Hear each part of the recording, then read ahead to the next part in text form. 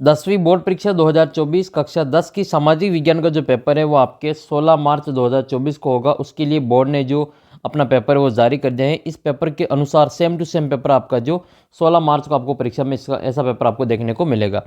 अगर आप ये वीडियो शुरू से अंत तक देख लेते हैं और इन प्रश्नों को आप अच्छे से तैयार कर लेते हैं तो आपके एक प्रकार से दिमाग में ये पेपर छप जाएगा कि आपका जो 16 मार्च को पेपर आएगा वो कैसा आने वाला है।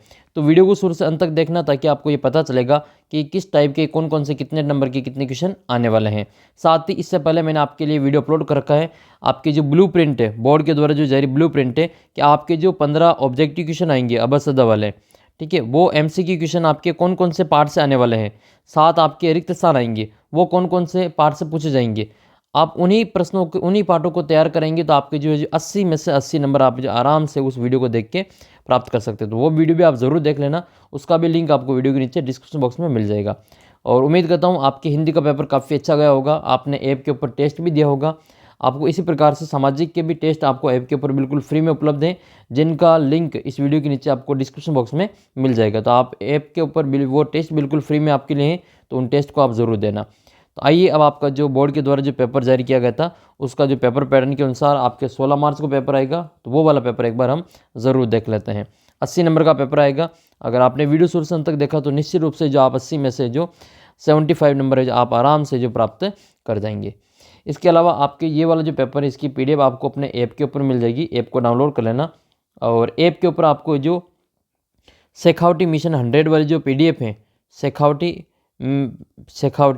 मिशन 100, इसकी जो अगर आपके पास में PDF नहीं तो वो वाली PDF भी मैंने अपने ऐप के ऊपर डाल रखी है। तो वो आप ऐप से इसको डाउनलोड करके आपको जो उसका फोल्डर मिल जाएगा फ्री मटेरियल वाला, ठीक है। फ्री मटेरियल वाले में आपको जो टेस्ट और आपकी सारी चीज़ें बिल्कुल फ्री में आपके लिए उपलब्ध है, तो आप जाके आप इसको ज़रूर देख लेना। तो आइए अब हम इसमें आपका जो पहला प्रश्न है उसमें 15 आपके MCQ आएंगे, ऑब्जेक्टिव टाइप क्वेश्चन।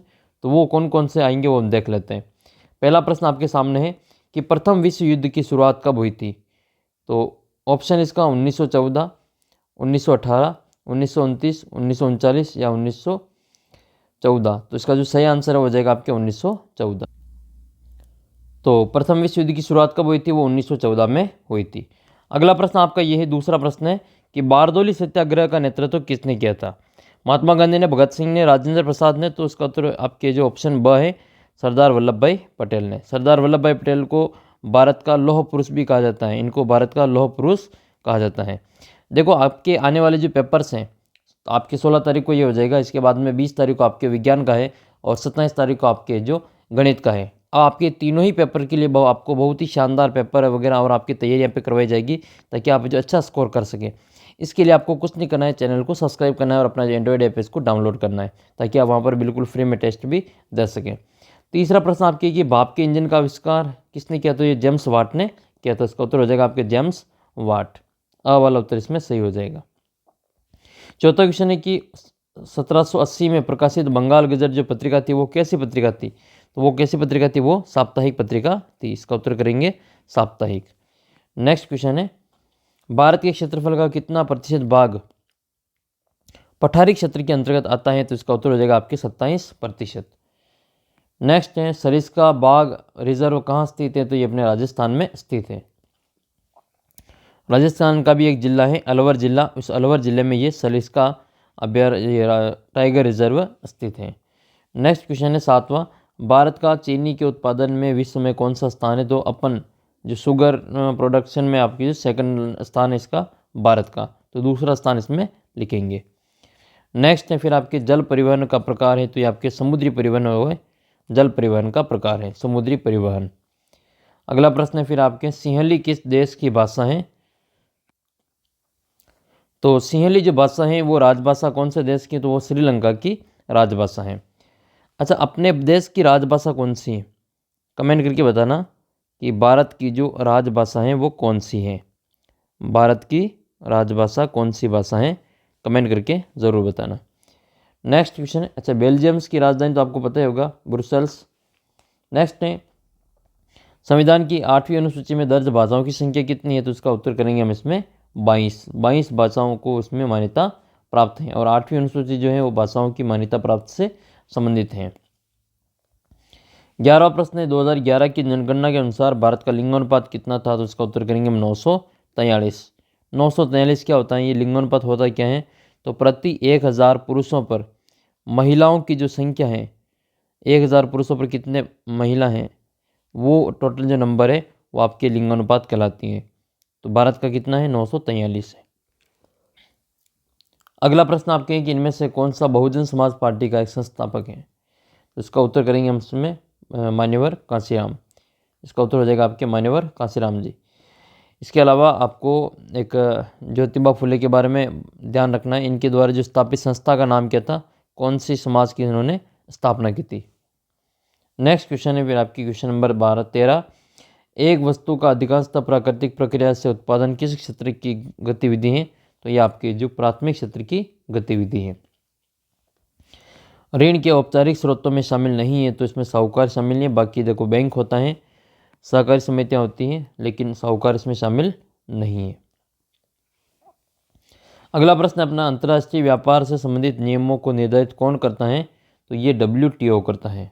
WTO का पूरा नाम आपको याद होना चाहिए, वर्ल्ड ट्रेड ऑर्गेनाइजेशन, ये WTO का पूरा नाम होता है। और ये RBI क्या है, तो रिजर्व बैंक ऑफ इंडिया, ये RBI है। UNO क्या है, तो यूनाइटेड नेशन ऑर्गेनाइजेशन, जिसको हम हिंदी में कहते हैं संयुक्त राष्ट्र संघ, ये UNO का पूरा नाम होता है, संयुक्त राष्ट्र संघ, ये UNO का पूरा नाम होता है। अगला प्रश्न फिर आपके रिक्त स्थान का पूछा जाएगा। दूसरा प्रश्न जो है आपके 7 रिक्त स्थान पूछे जाएंगे सामाजिक में। तो दूसरे का पहला प्रश्न कि बम्बई में पहली कपड़ा मिल कब लगी थी, तो ये 1854 में लगी थी। इसका सही उत्तर हो जाएगा 1854। अगला प्रश्न कि गुलामगिरी पुस्तक के लेखक कौन है, तो गुलामगिरी पुस्तक जो लिखी गई थी वो महात्मा ज्योतिबा फुले के द्वारा लिखी गई थी। इसका उत्तर करेंगे महात्मा ज्योतिबा फुले। एक किताब है हिंद स्वराज किताब, ये किसके द्वारा लिखी गई थी, ये आप कमेंट करके बता देना। देखिए तीसरा क्वेश्चन आपके सामने है, कच्चा तेल गैर संसाधन है, तो कच्चा तेल जो है वो गैर नवीकरणीय संसाधन है, यानी कि इसको एक बार काम लेने के बाद में वापस काम में नहीं ले सकते। तो फिर ये नवीकरणीय क्या होता है, तो जिसको एक बार काम में लेने के बाद में वापस उसको काम में ले सकते हैं, तो इसको हम नवीकरणीय संसाधन कहते हैं। जैसे सौर ऊर्जा है और पवन ऊर्जा है, सौर ऊर्जा और पवन ऊर्जा दोनों ही आपके नवीकरणीय संसाधन के उदाहरण हैं। अगला प्रश्न देखते हैं, चौथा क्वेश्चन है, विभिन्न देशों के बीच परस्पर संबंध और तीव्र एकीकरण की प्रक्रिया क्या कहलाती है, तो उसको वैश्वीकरण कहा जाता है। भूमंडलीकरण या वैश्वीकरण उसको कहा जाता है। इसका उत्तर लिखेंगे हम वैश्वीकरण। पांचवा प्रश्न आपके ये, शिरोमणि अकाली दल का संबंध मुख्यतः किस राज्य से है, तो ये शिरोमणि अकाली दल का जो संबंध है मुख्यतः अपने पंजाब राज्य से होता है। नेक्स्ट है फिर आपके अगला प्रश्न, शासन प्रणाली में अंतिम शक्ति जनता में निहित होती है, तो वह कौन सी शासन प्रणाली है, तो जिसमें शक्ति जो है अंतिम शक्ति वो जनता में निहित होती है उसको हम लोकतांत्रिक शासन प्रणाली कहते हैं। जिसमें हम भरेंगे ये लोकतांत्रिक शासन प्रणाली। जवाहरलाल नेहरू गर्व से बांधों को आधुनिक भारत के मंदिर कहा करते थे, तो इसमें आपको बनना है बांधों को। बांध को जवाहरलाल नेहरू आधुनिक भारत के मंदिर कहते थे। ये 7 आपके अबसदा वाले प्रश्न के बाद में रिक्त स्थान के पूछे जाएंगे। तो 15 तो अबसदा हो गए, 7 आपके रिक्त स्थान और 10 आपके वन लाइनर हो जाएंगे। टोटल आपके कितने नंबर हो जाएंगे, 32 नंबर हो जाएंगे। और 32 में से 32 नंबर आप आराम से प्राप्त कर सकते हैं। इनके उत्तर या तो आपको एक एक लाइन में देने, एक एक शब्द में देने, और 15 प्रश्नों के उत्तर आपको एक एक अक्षर में देने अबसदा में। आपके जो 32 नंबर आप है जो आराम से इनके जो प्राप्त कर लेंगे। देखो आपको इन प्रश्नों को करते समय ध्यान क्या रखना है कि जैसे पहले प्रश्न में आपके जो 15 अबसदा आएंगे, इन 15 ही अबसदा के उत्तर आपको कॉपी में एक ही पेज पे एक साथ लिखने हैं। फिर आपके दूसरे के 7 क्वेश्चन होंगे, 7 ही प्रश्नों के उत्तर आपको एक साथ देने हैं ताकि आपके नंबर नहीं कटें। फिर आपके क्वेश्चन नंबर 3 है जिसमें आपके अति लघुतरात्मक वेरी शॉर्ट टाइप आंसर पूछे जाएंगे, क्वेश्चन पूछे जाएंगे, उनके आंसर आपको एक पंक्ति में या फिर आपको एक शब्द में देना है। जैसे पहला प्रश्न आपके ये है कि बेगार क्या है, तो बिना मजदूरी दिए काम कराना क्या कहलाती थी, बेगार कहलाती है। अगला प्रश्न अपना ये कि फ्लाई शटल क्या है, तो फ्लाई शटल क्या होती है, बुनाई में प्रयोग होने वाले एक यांत्रिक औजार जिसको हम फ्लाई शटल कहते हैं।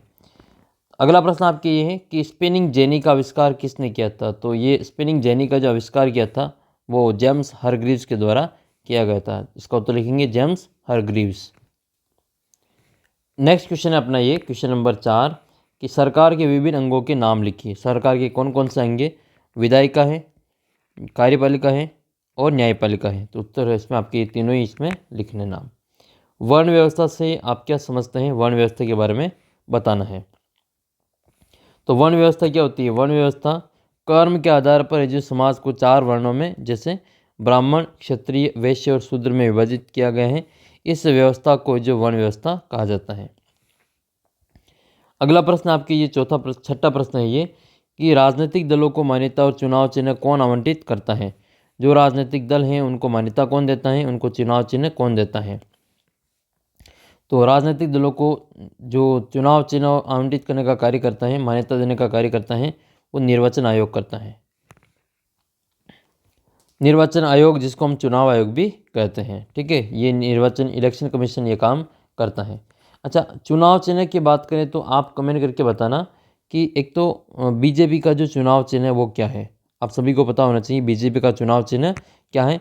एक आपको बताना है कि कांग्रेस का जो चुनाव चिन्ह है वो क्या है। बीजेपी, कांग्रेस, और एक आपको बताना है आम आदमी पार्टी जिसको हम कहते हैं आम आदमी पार्टी, इसका चुनाव चिन्ह क्या है। एक आपको बसपा, बीएसपी, बहुजन समाज पार्टी, इसका चुनाव चिन्ह क्या है। इनके उत्तर आपको कमेंट करके बताना है। एक आरएलपी का भी बता देना। आरएलपी जो है राष्ट्रीय लोकतांत्रिक पार्टी, जिसके सुप्रीमो है हनुमान बेनीवाल, उनकी पार्टी का जो चुनाव चिन्ह है वो क्या है। आपसे प्रश्न पूछ सकता है ये, तो इनके उत्तर आप कमेंट करके ज़रूर बता देना। देखिए अगला प्रश्न आपके ये है सकल घरेलू उत्पाद को परिभाषित करना है। क्या होता है सकल घरेलू उत्पाद? किसी देश के भीतर किसी विशेष वर्ष में उत्पादित सभी अंतिम वस्तुओं और सेवाओं का मौद्रिक मूल्य जो होता है वो सकल घरेलू उत्पाद कहलाता है। अगला जो प्रश्न है अपने क्वेश्चन नंबर 8 है ये, वे कंपनियां जिनका कारोबार एक से अधिक देशों में होता है वो क्या कहलाती हैं? तो वे कंपनियां जिनका कारोबार एक से ज़्यादा देशों में होता है उनको हम बहुराष्ट्रीय कंपनियां, मल्टीनेशनल कंपनी उनको कहा जाता है। बहुराष्ट्रीय कंपनियां, मल्टीनेशनल कंपनी उनको कहा जाता है। 9वां प्रश्न है भारतीय वन्यजीव संरक्षण अधिनियम किस वर्ष में लागू किया गया? तो ये 1972 में लागू किया गया था। 10वां प्रश्न है ध्वनि प्रदूषण से मानव पर क्या प्रभाव पड़ते हैं? संक्षिप्त में बताना है।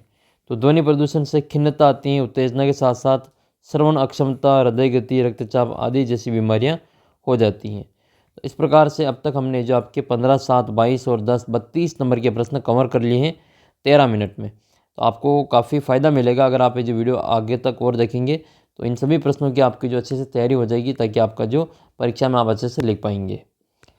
अगला प्रश्न आपके हैं, अब आपके खंड ब में जो क्वेश्चन है वो 2-2 नंबर के क्वेश्चन है जिनके उत्तर आपको लगभग 50 शब्द में उत्तर देना है। पहला प्रश्न आपके ये है खंड ब में, चौथा क्वेश्चन है ये, साइमन कमीशन भारत क्यों आया? साइमन कमीशन भारत क्यों आया था, इसका वर्णन करना है। तो साइमन कमीशन भारत क्यों आया था?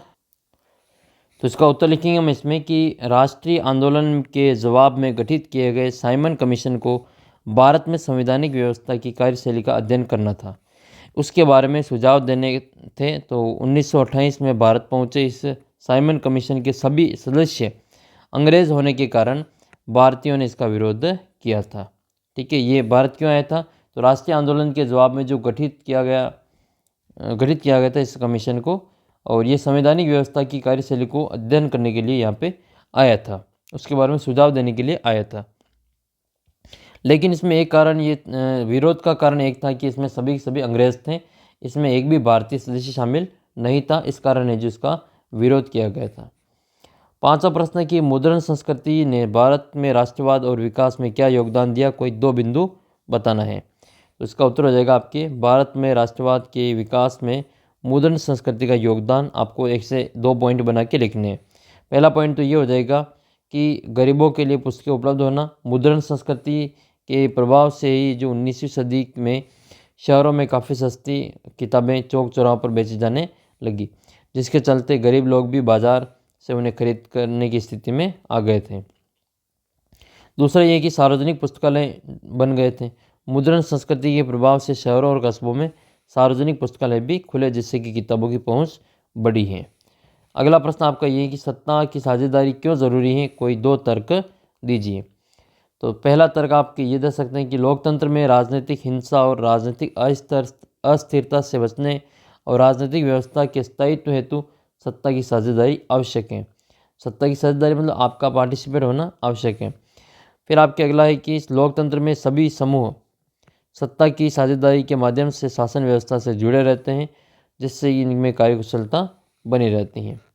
अगला जो प्रश्न आपका ये 7वां प्रश्न है, किन्हीं 2 प्रावधानों का जिक्र करें जो भारत को धर्मनिरपेक्ष राष्ट्र बनाते हैं। देखो, भारत को धर्मनिरपेक्ष राष्ट्र बनाने वाले 2 प्रमुख प्रावधान निम्न प्रकार हैं। पहला तो ये है कि भारत राज्य का अपना कोई यजू धर्म नहीं है। संविधान के अनुसार सरकार किसी भी व्यक्ति के साथ यजू धर्म के आधार पर कोई भेदभाव नहीं करेगी। फिर इसके बाद में अगला क्वेश्चन आपका ये बनता है, इसका अगला टॉपिक कि दूसरा ये है कि देश के सभी नागरिकों को कोई भी धर्म अपनाने की स्वतंत्रता दी गई है और नागरिक अपनी इच्छा से किसी भी धर्म को मान सकता है, उसका प्रचार कर सकता है। तो ये 2 प्रमुख प्रावधान है जिसके आधार पर जो भारत जो धर्मनिरपेक्ष राष्ट्र बनता है।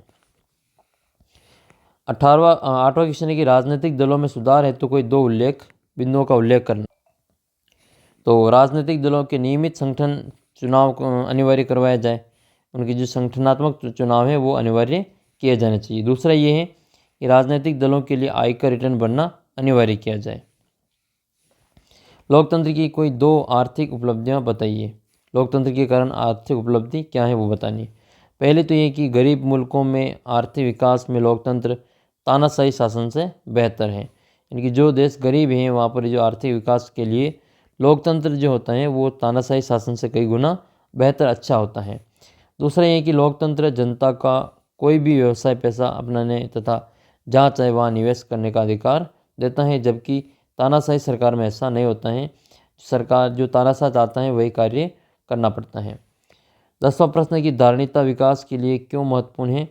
उत्तर लिखेंगे इसमें हम। धारणीता विकास की धारणीता का तात्पर्य विकास के स्तर को ऊंचा उठाना है तथा विकास के वर्तमान प्रकार एवं स्तर भावी पीढ़ी हेतु बनाए रखने के से प्रकार से संबंधित हैं, ताकि वे भी बेहतर जीवन जी सकें। और विकास की धारणीता से पर्यावरण संरक्षण और पारिस्थितिकी संतुलन को भी बल मिलता है। अगला प्रश्न देखते हैं, क्वेश्चन नंबर 11। विदेशी व्यापार के उदारीकरण से क्या समझते हैं। तो उदारीकरण के बारे में आपको बताना है। तो विदेशी व्यापार के उदारीकरण से हम यह समझते हैं कि इसमें आयात निर्यात और देशी निवेश पर से सरकार द्वारा निर्धारित अवरोधों को समाप्त करने की जो प्रक्रिया है वो जारी हो जाती है। अगला प्रश्न है कि उपभोक्ता सुरक्षा अधिनियम, ये आपको याद रखना है, 1986 के निर्माण की ज़रूरत क्यों पड़ी। ऐसी क्या ज़रूरत पड़ गई कि आपको जो उपभोक्ता सुरक्षा अधिनियम 1986 बनाना पड़ा। तो प्रमुख कारण आप इसमें बताएंगे, ये प्रमुख कारण थे ये। पहला तो ये है कि उपभोक्ताओं के हितों का संरक्षण करना तथा व्यापारियों द्वारा किए जा रहे उपभोक्ताओं के शोषण को रोकना। दूसरा ये है कि उपभोक्ताओं को उनके अधिकारों और कर्तव्यों की जानकारी देना। ये 2 प्रमुख जो कारण थे जिसके कारण है जो 1986 का उपभोक्ता सुरक्षा अधिनियम लागू हुआ। अगला प्रश्न आपका ये है कि पहाड़ी क्षेत्रों में मृदा अपरदन की रोकथाम के लिए क्या क्या कदम उठाने चाहिए। तो पहाड़ी क्षेत्र में मृदा अपरदन रोकने के लिए आप निम्नलिखित कदम उठा सकते हैं। पहला ये है कि पहाड़ी क्षेत्र की जो सीढ़ीदार खेत हैं वो बनाकर जो खेती करनी चाहिए। दूसरा है कि पहाड़ी ढालों पर सघन वृक्षारोपण किया जाना चाहिए। तीसरा ये है कि ढाल वाली भूमि पर समोच्च जुताई की जानी चाहिए। ये 3 प्रमुख है जो इसमें आप कदम उठा सकते हैं जिससे कि पहाड़ी क्षेत्रों में मृदा के अपरदन को रोका जा सके। 14वां क्वेश्चन है कि नर्मदा बचाओ आंदोलन के कोई 2 लक्ष्य बताइए। पहला तो ये कि यह आंदोलन जंगलों के बांधों के पानी को पानी में डूबने से जैसे जो पर्यावरणीय मुद्दे उन पर केंद्रित हैं। यह जो आंदोलन है वो जंगलों के बांध के पानी में डूबने जैसे पर्यावरणीय मुद्दों से संबंधित हैं। दूसरा ये है कि इस आंदोलन का लक्ष्य बांध से जो विस्थापित गरीब लोग हैं उनको सरकार से संपूर्ण पुनर्वास की सुविधाएं दिलवाना है। ये इसका प्रमुख लक्ष्य है। अगला प्रश्न है आपके क्वेश्चन नंबर 15 कि उत्तरी मैदान में रेल परिवहन का विकास एवं विस्तार अधिक व हिमालय पर्वतीय क्षेत्र में कम हुआ है, इसका कारण क्या है। हमने देखा होगा कि मैदानी क्षेत्र में जो रेल परिवहन ज़्यादा है जबकि पर्वतीय क्षेत्रों में इतना विकास नहीं हुआ है। तो इसका कारण क्या है कि उत्तरी मैदान में रेल परिवहन की विकास और विस्तार हिमालय पर्वतीय क्षेत्र की अपेक्षा अधिक हुआ है, क्योंकि हिमालय पर्वतीय क्षेत्र दुर्गम उच्चावच रेलवे लाइन के निर्माण हेतु प्रतिकूल परिस्थितियाँ उत्पन्न करता है, जबकि जो उत्तरी मैदान है अपने विस्तृत समतल भूमि के कारण रेल परिवहन के विकास में सहायक है। फिर आपके अगला प्रश्न आएगा खंड स में। खंड स में आपके 3-3 नंबर के प्रश्न पूछे जाएंगे। 3-3 नंबर के 4 क्वेश्चन आएंगे। तो हम देख रहे थे इसमें चावल की खेती के लिए उपयुक्त भौगोलिक परिस्थितियों का वर्णन कीजिए। तो चावल की खेती के लिए प्रयुक्त भौगोलिक परिस्थितियों का वर्णन करने के लिए आपको निम्नलिखित बातों का ध्यान रखना चाहिए कि चावल की खेती निम्नलिखित भौगोलिक परिस्थितियाँ अनुकूल रहती हैं। पहली स्थिति आपकी ये है कि चावल की खेती के लिए एक तो डेल्टाई मिट्टी उपयुक्त मानी जाती है। कौन सी मिट्टी मानी जाती है?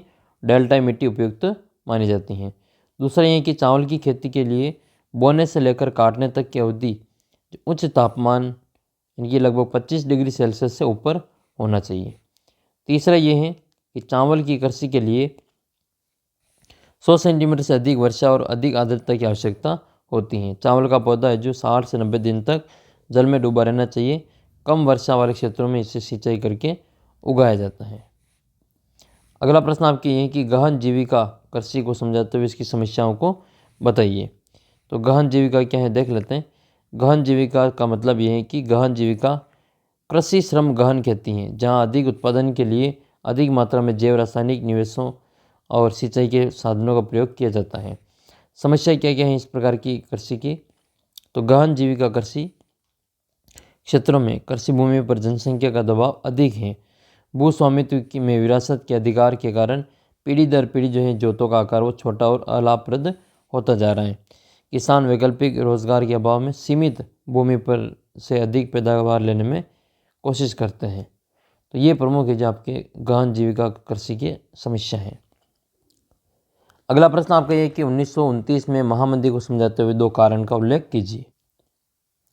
तो महामंदी क्या हम देख लेते हैं। 1929 में महामंदी से आशय महामंदी की जो आर्थिक महामंदी की जो शुरुआत हुई थी वो 1929 में हुई थी और 1930 के मध्य तक ये बनी रही थी। इस काल में औद्योगिक उत्पादों की तुलना में खेतीहर उत्पादों की कीमतों में भारी कमी रही थी और यह कमी अधिक समय तक बनी रही। इस काल में विश्व के अधिकतर भाग उत्पादन, रोजगार और व्यापार में भयानक गिरावट दर्ज की गई थी। आर्थिक मंदी के कारण क्या थे? तो पहला कारण तो ये है कि कृषि उत्पादों का अति उत्पादन, जो कृषि के उत्पाद थे उनका उत्पादन बहुत ज़्यादा हो गया था। तो कृषि उत्पादों की गिरती कीमतों के कारण किसानों ने अपनी आय में हुई कमी को पूरा करने के लिए उत्पादन बढ़ाने का प्रयास किया। इससे बाजार में कृषि उत्पादों का अति उत्पादन हो गया और उनकी कीमतें गिर गई। खरीदारों के अभाव में कृषि उत्पादन सड़ने लगा। दूसरा ये कि अमेरिका से कर्ज न मिलना। 1928 में आर्थिक संकट का संकेत मिलते ही अमेरिकी उद्योगपतियों से कर्ज मिलना बंद हो गया। साल भर के भीतर कर्ज घटकर चौथाई रह गया था। जो देश अमेरिकी कर्ज पर निर्भर थे उनके सामने गहरा संकट उत्पन्न हो गया था।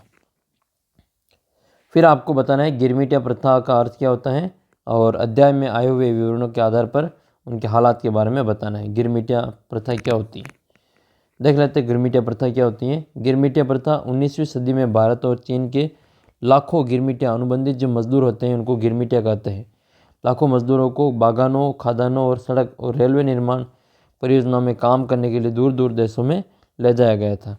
इनके पहले जो भारतीय लोग थे गिरमिटिया, जो अनुबंधित मजदूर थे, उनको काम करने के लिए बागानों में, खदानों में और सड़क और रेलवे निर्माण परियोजना में काम करने के लिए दूर दूर तक उन्हें देशों में ले जाया जाता था। भारतीय गिरमिटिया श्रमिकों को इस अनुबंध के तहत ले जाया गया था कि यदि मजदूर अपने मालिक के बागानों में 5 साल काम कर लेंगे तो वह स्वदेश लौट सकेंगे, लेकिन उनके साथ में ऐसा हुआ नहीं था। वो वापस लौटे ही नहीं थे, कई तो वहीं बसने लग गए थे। 19वीं सदी की इस गिरमिटिया प्रथा को बहुत सारे लोगों ने नई दास प्रथा का भी नाम दिया है।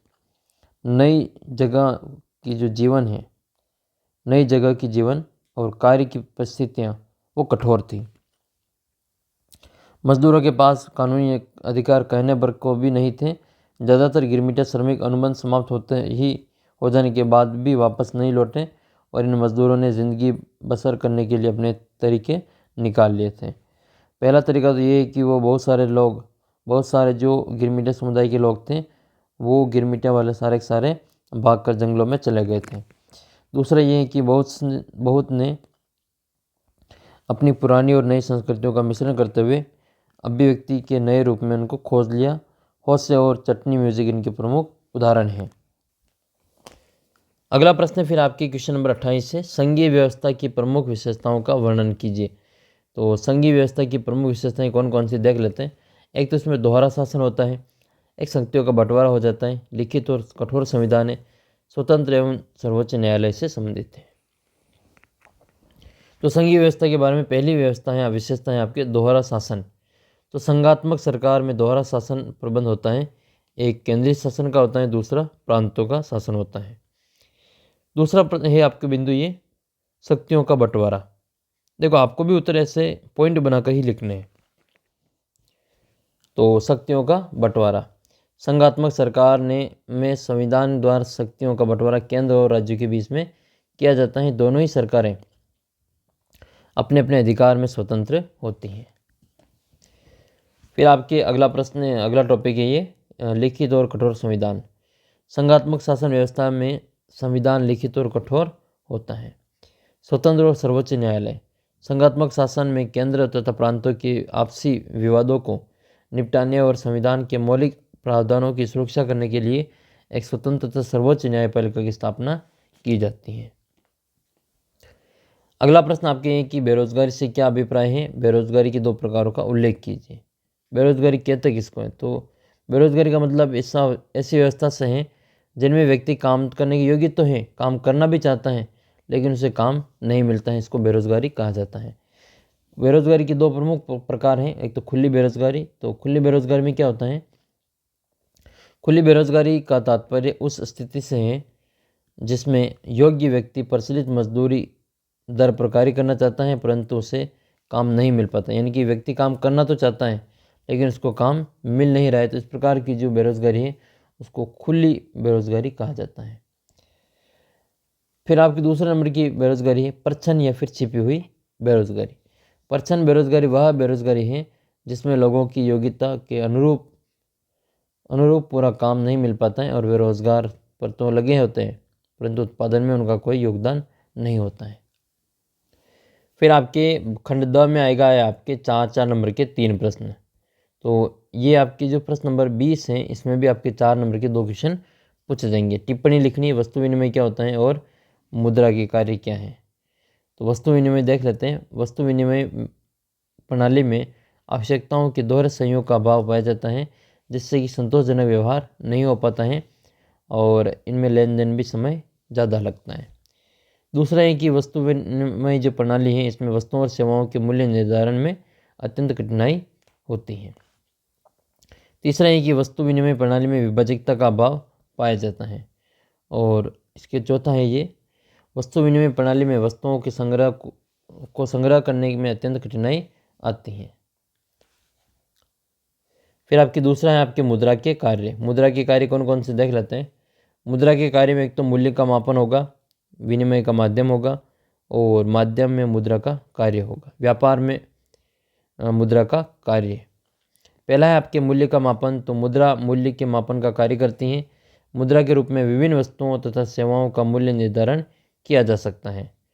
दूसरा है विनिमय का माध्यम। तो विनिमय का माध्यम क्या है, मुद्रा विनिमय के माध्यम के रूप में अपनाई जाती हैं, इसलिए हम अपनी आवश्यकताओं की संतुष्टि के लिए मुद्रा के बदले वस्तुओं और सेवाओं को आसानी से क्रय विक्रय कर सकते हैं।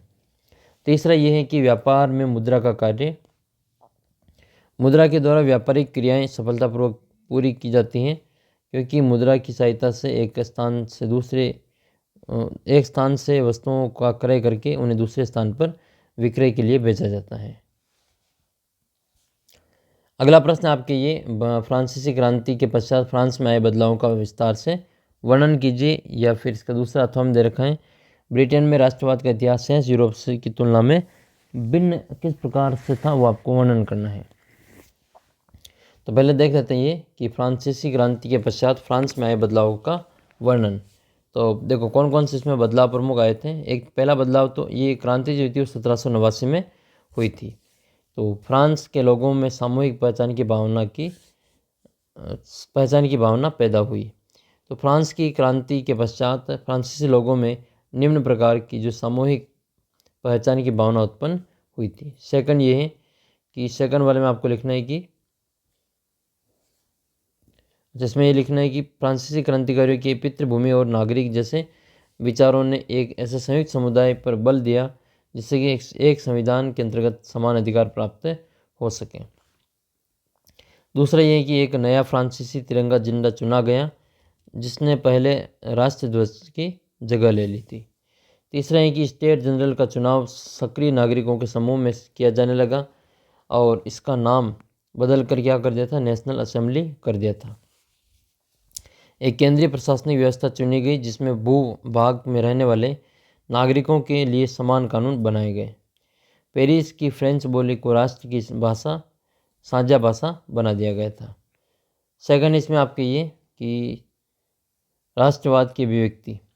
तो राष्ट्रवाद की अभिव्यक्ति में आपको लिखना है, इस क्रांति के बाद नेपोलियन ने प्रशासनिक क्षेत्र में जिन क्रांतिकारी सिद्धांतों जैसे कि एक नागरिक संहिता का निर्माण, कुलीन वर्ग के विशेषाधिकार की समाप्ति आदि को समाप्त करने में सम्मिलित किया गया था और ये राष्ट्रवाद की ही अभिव्यक्ति थी इसमें। फिर हम बात कर लेते हैं इसमें ब्रिटेन में राष्ट्रवाद। तो ये वाला जो उत्तर है आप स्क्रीनशॉट लेके एक बार देख सकते हैं ये। और एक आपके पूछा जाएगा मैप आपके राजस्थान, ये पूरा इंडिया मैप आएगा और वो एक ही पार्ट से आपको तैयार करना है। कोयला और खनिज वाला जो पार्ट है उससे आपके प्रश्न पूछा जाएगा। सिंगरौली है, रानीगंज है, सिंगरेनी है और नेवली है। इसमें लिखेंगे ये सिंगरौली है, इसके अलावा ये वाला जो भाग है वो रानीगंज है और ये सिंगरेनी है यहाँ पे, और ये नीचे नीचे आपके नेवली। ठीक है, ये चार चीज़ें 4 नंबर के आपके पक्के हो जाएंगे। एक अलग वीडियो के माध्यम से अगर आप कहेंगे, कमेंट करके आप बताएंगे, तो मैं आपको एक वीडियो के माध्यम से अलग से मैप बनना सिखा दूंगा ताकि आपके 4 में से 4 नंबर पक्के हो जाएंगे। अगर आपको चाहिए मैप का वीडियो तो आप कमेंट करके बता देना। दूसरा है फिर आपके जिसमें आपके 4 बिंदु भरने हैं, रावतबाटा भरना है, नरोरा भरना है, तारापुर और कलपक्कम। ये चारों के चारों है जो जल अणु विद्युत ग्रह के रूप में इनको जाना जाता है। रावतबाटा में भी परमाणु विद्युत ग्रह, नरोरा में, इन सभी में आपके स्थित है। तो नरोरा पड़ता है आपके उत्तर प्रदेश में, रावतबाटा पड़ता है अपने राजस्थान के चित्तौड़गढ़ में और तारापुर पड़ता है आपके महाराष्ट्र में। तारापुर पड़ता है महाराष्ट्र में और यह है कलपक्कम। यह है कलपक्कम जो कि तमिलनाडु में स्थित है। ये कहाँ पे, ये तमिलनाडु में स्थित है कलपक्कम। तो इस प्रकार आपने जो 2024 के पेपर के लिए सामाजिक का पूरा पेपर देख लिया। इस प्रकार के क्वेश्चन पूछे जाएंगे। मैंने आपके पूरा ब्लूप्रिंट बता रखा है कि कौन से पार्ट से कितने कितने क्वेश्चन आएंगे और अबा सदा वाले क्वेश्चन कौन कौन से पार्ट से आएंगे, 7 आपके जो रिक्त स्थान है वो किस किस पार्ट से आने वाले हैं। इन सभी की आपको एक वीडियो बना रखी हो, आप ज़रूर देख लेना। नहीं मिले तो आप इस नंबर पर मैसेज कर देना या फिर इस वीडियो के नीचे आप कमेंट कर देना, वहाँ पर उसका लिंक दे दिया जाएगा। ऐप आपको PDF के रूप में ऐप से डाउनलोड कर लेना। ठीक है, ऐप आपके लिए काफ़ी हेल्पफुल रहेगा। आप ऐप के ऊपर टेस्ट भी दे सकते हैं, टेस्ट भी दे देना। आपके टेस्ट के भी लिंक वीडियो के नीचे डिस्क्रिप्शन बॉक्स में दे रखा है। तो जल्दी मिलते हैं आपको अगले वीडियो में।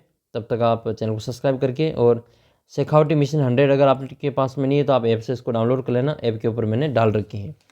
तो मिलते हैं आपको अगले वीडियो में, तब तक जय हिंद जय भारत।